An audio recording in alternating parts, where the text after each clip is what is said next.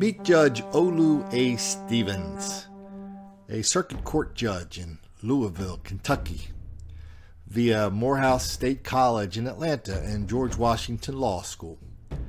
Judge Stevens doesn't like racism. He doesn't like racists, especially when they're 3-year-old children who are the victims of armed home invasion robbers. Hi, this is Colin, Flaherty, author of Don't Make the Black Kids Angry. Here we talk about the greatest lie of this generation, the myth of black victimization.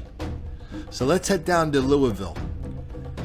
The judge is about to sentence 2 guys for a home invasion robbery in Louisville. They used a gun. They broke into a home while the 3-year-old kid is watching SpongeBob SquarePants. But in their victim statement, the judge didn't like what they said. So instead of sending the home invasion robbers with a gun to prison, he gave them probation because he thought they could redeem themselves, especially in light of the fact of what he cited as how offended he was by the racial comments the victims made in their victims' statements. So all of a sudden, the victims became the predators, and the predators became the victims. Let's give a listen. There's a victim impact statement here that bothers me, to be honest with you. Yes, sir. It really troubles me. And I just have to read it in paragraph 6. I assume the victims in this case are white. Yes. All right. And it troubles me greatly that this statement says, "This incident has had the most impact on my daughter. She's in constant fear of black men. When out running errands, if we come across a black male, she holds me tight and begs me to leave. It has affected her relationships at school and relationship with our African American friends." Really?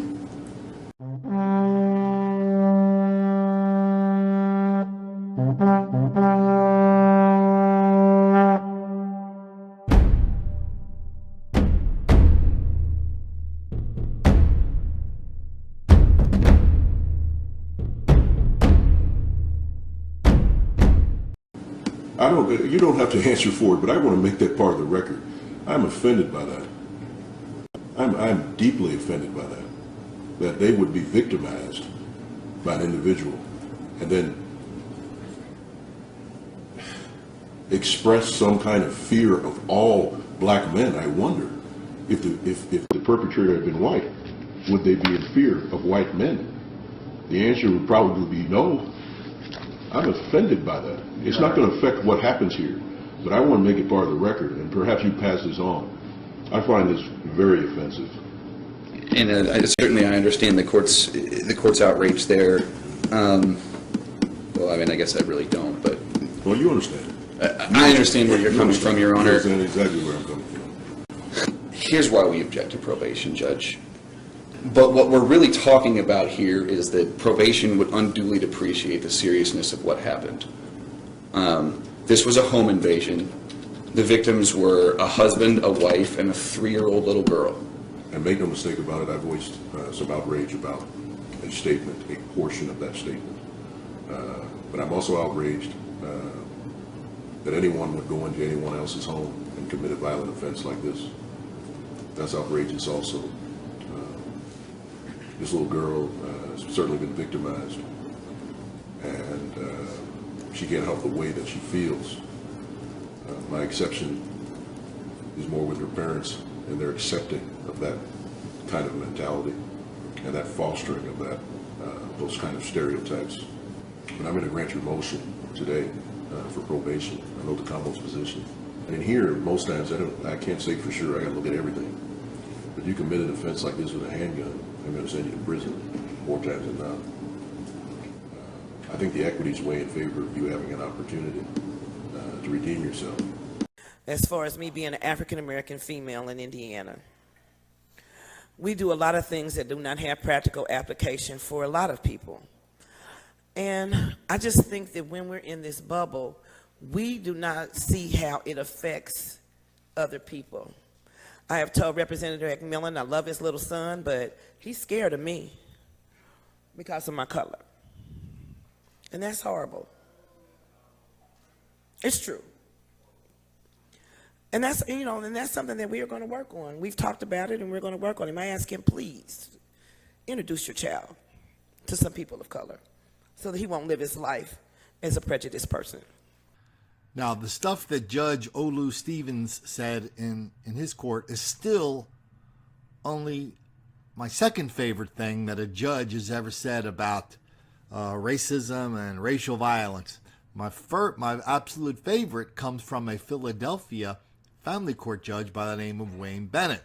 It was, I think, in 2013. Wayne Bennett was writing an article in his blog. The blog is called The Field Negro. And he was writing about a column Thomas Sowell wrote about my book, White Girl Bleed a Lot. So Wayne Bennett says, listen, Sowell and Flaherty, I'm paraphrasing, want to know why there's all this black mob violence, black on white crime? I will tell you why. It's because white people deserve it. That's a family court judge in Philadelphia. And so the point of talking about these judges is not that they're outliers, not that we want to play gotcha, but almost the opposite, is that this kind of racial hostility is now so mainstream it can be expressed casually by judges and by state legislators, even when they're performing their official duties. So let's have one last bit of truth to end this video on. Violent crime in Louisville is a black thing. Violent crime in Indianapolis is a black thing. Violent crime in Philadelphia, of course, that's a black thing. They don't even deny that anymore. They just get angry when anybody points it out. We're going to point it out. We're going to point it out as long as black people and their enablers in the press keep insisting that black people are relentless victims of relentless white racism all the time. That explains everything. This is Colin Flaherty with Don't Make the Black Kids Angry.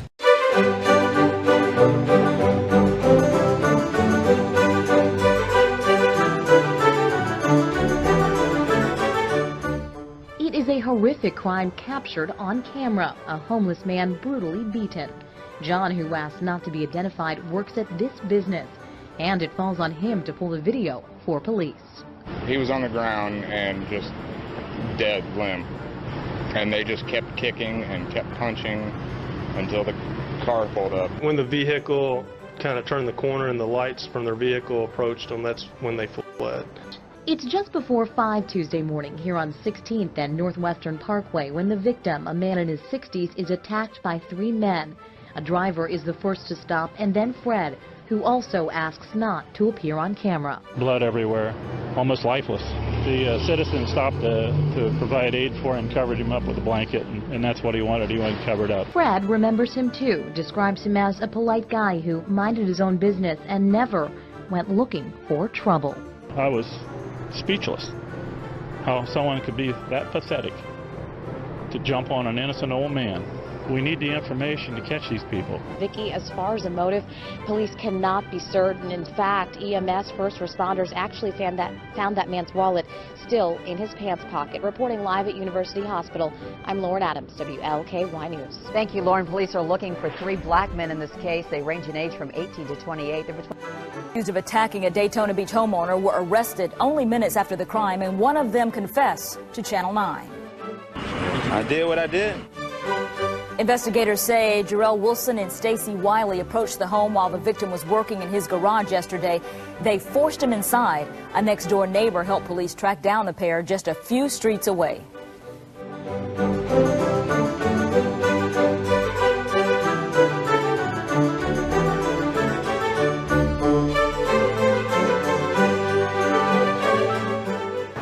A few colorful items mark the spot of a dark crime.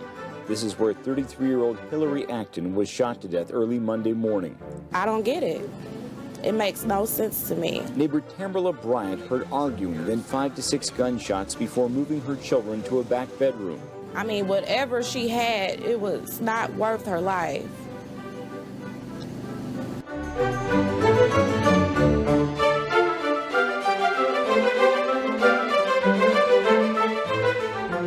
The 34-year-old Rodney Arnold accused of attacking a woman in what police are describing as a hate crime. CPD says that he shoved a female jogger in front of oncoming traffic as she ran along Montgomery Road on the 11th of May. He then allegedly pulled a knife, causing the victim to believe that he might stab her. According to court documents, Arnold told police he hates white people. The jogger was able to flee and get some help. Arnold arrested 2 days later. Watch this guy closely. He boards the bus, tries to pay, but there's a problem. Card not valid. His 2 bus passes are expired. He argues with the driver. That one is not expired. June 15th. No, that is the year 2015. The man refuses to get off the bus. Then he claims he's an undercover Albuquerque police officer. Anybody got $1 so I can get on the bus? 966 to base. I got a gentleman giving me a bunch of problems here, claiming to be ADD. Things become dangerous fast. Close the door and drive the bus. Close the door and drive the bus. Gentlemen, there's a knife. There's a knife. That's when the man tries to take over the bus. Some passengers try to calm him down. Hey man, take it easy. It appears he may have finally decided to leave the driver alone, but then... Oh man, that's not necessary, man. The punch knocks the driver out. All right, bud? What? Driver, you all right? After the attack, the man took off. Albuquerque police caught up with him a couple blocks away. Thomas Crum is now charged with assault with a deadly weapon. When I first saw this story about large-scale black mob violence at a Denny's a few days ago in near Louisville, Kentucky, I thought, there's no video. Yeah, a couple of employees got assaulted, a couple of other customers were assaulted, and 15 people were fighting, destroying property, assaulting other people. But we didn't have any video, and this happens an enormous amount. They're called let-out fights. How they happen in clubs, they happen in restaurants like Denny's. But then we got to the bottom of the article, and it reminded me of something at Chuck E. Cheese. So let's just go through this article. Let's see the next one that it led up to. Hey, Russ, this whole thing is disturbing and very sad. Now, we just got security cam video from inside Chuck E. Cheese's. Let me show you this. This is a camera inside the kitchen. You see a man in orange starting to then strike one of the managers. Others jump on him. And detectives tell us that at least 5 people took part in the beatings of the staff members. What made it even worse, that other people in that birthday party were cheering them on. Just like, we're going to need cops, ambulances. Like, they're just freaking out. We just need people here. Okay. How many people are in a fight? A lot. Like, a lot. All right. Everybody's freaking out. It was supposed to be a birthday party for a child, but when one of the guests in the group got angry about a photo booth not working, he started beating one of the managers on duty. Walked up to the manager, and for no reason, he headbutted the manager and then began to physically assault him. The physical assault took place in the main dining room area. Did you see anybody else hurt? Yes. My managers, both of them, were attacked. More than 5 customers in the group attacked the managers and staff, injuring 6 of them, including a teenager who just tried to call 911. I don't want to call this a fight. This is not a fight. This is an attack. Wow. So we've got reporters connecting the dots, saying, oh yeah, this happened a month ago. Then we've got public officials saying they're not fights. These are attacks. We've got reporters acknowledging that too. If I didn't, well, maybe I'm just imagining this. I swear, people are starting to figure this out. I'll tell you this: what I know about Louisville is that black mob violence is an everyday fact in Louisville, as is black and white crime. Some of it's centered around the university. A lot of it's centered around downtown. A lot of it's centered around the park. You know, when I began writing Don't Make the Black Kids Angry, the story of how 200 black people starting down at a park downtown, rampaged through the downtown, beating people up, grandparents in front of their grandparents, grandkids, gay people, women, pulling women out of cars with kids in the back seat, beating the hell out of them, looting stores, a lot of this on video. Louisville's the first story in Don't Make the Black Kids Angry, because it has it all. You have all this violence, Then you had the mayor coming on going, well, it wasn't much. Then we figured out that was a lie. Then he goes, well, maybe it was something, but it never really happened here before. That was a lie. And I document all this stuff. And then, but the reason I really popped it up into the front of the book is because a couple days later, and this is kind of like part of the script, right, is that when you have a large-scale episode of black mob violence, everybody always wants to have a meeting to decide, how the people who got attacked are going to get along better with the people who attacked them. This always includes the police. So Louisville, NPR was kind enough to let us know about what the real reason for this large-scale, frequent black mob violence and black-on-white crime is in Louisville. So if you've already read the book, you already know the answer to this.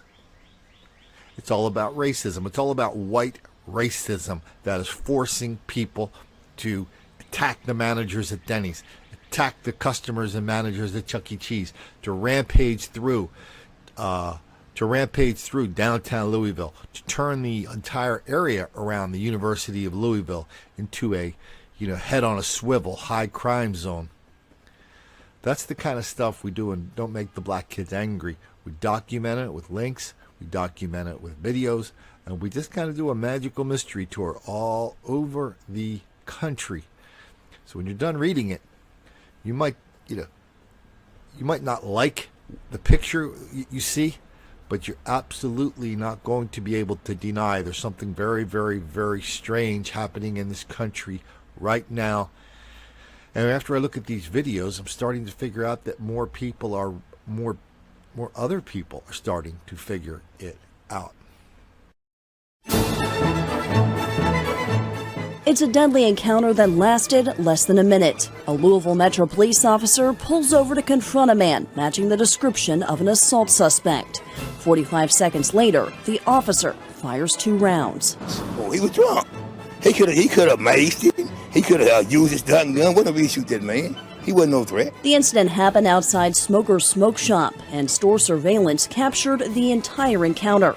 Metro police and witnesses tell conflicting accounts of the incident, but the surveillance video speaks for itself. After the officer pulls up, he approaches the man to talk to him about the reported assault. Witnesses say the man was drunk, and in the video, he stumbles. He appears to get increasingly agitated with the officer, swinging his arms and eventually storming away. The officer follows the man, then reaches for his gun as he appears to radio back to dispatch. Suddenly, the man jets back into the frame, violently